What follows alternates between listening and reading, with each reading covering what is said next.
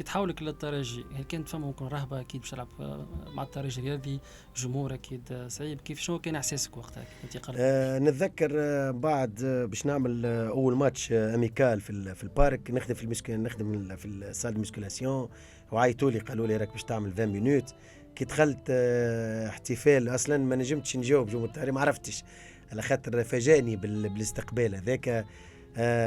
تصفيق، ومعناها كانت فما انتظارات. مي الله غالب طارق مشى ببليسور هي اللي عطلت يمكن المسيره نتاعو. مي اهم حاجه في الترجي انك لليوم يقول لك معناه الباساج نتاع الملاعب هذاك ديما يقعد باساج نظيف. انا عمري ما عملت مشكله في الاسبيرونس، عمري ما راوا علي حاجه. كنت نعطي للكوره نعطيها حقها وقت اللي يلزمني نرقد قبل 10 في داري ونبدا وحدي نرقد قبل 10 رغم اللي ما نلعبش.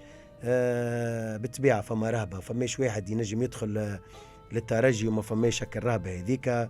مي بالطبيعه بالكومبيتيسيون باللعب راهو تتنحى الرهبه هذيك، وتاخذ انت بطبيعتك لوروبير نتاعك اللي نجموا يذيعوا في بعد بليسور ولا بعد انقطاع على المقابلات. مي التقطع هو في الكومبيتيسيون، انك تلعب في المشاركه، انك تلعب ما تلعبش، هو اللي يخلي معناه الفورمه نتاعك ما تشدش، ولا فهمت معناه الروندمون نتاعك ما يكونش ستابل.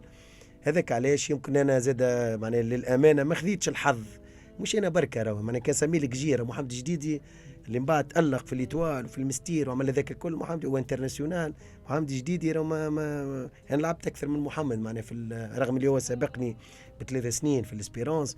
سفيان المليتي من بعد انترناسيونال، نايم بالربط، حسين الرياحي، ملاعبيه كبار جاوا للترجي. مي يلا غالبا قلت لك ليفكتيف ريش مش سهل.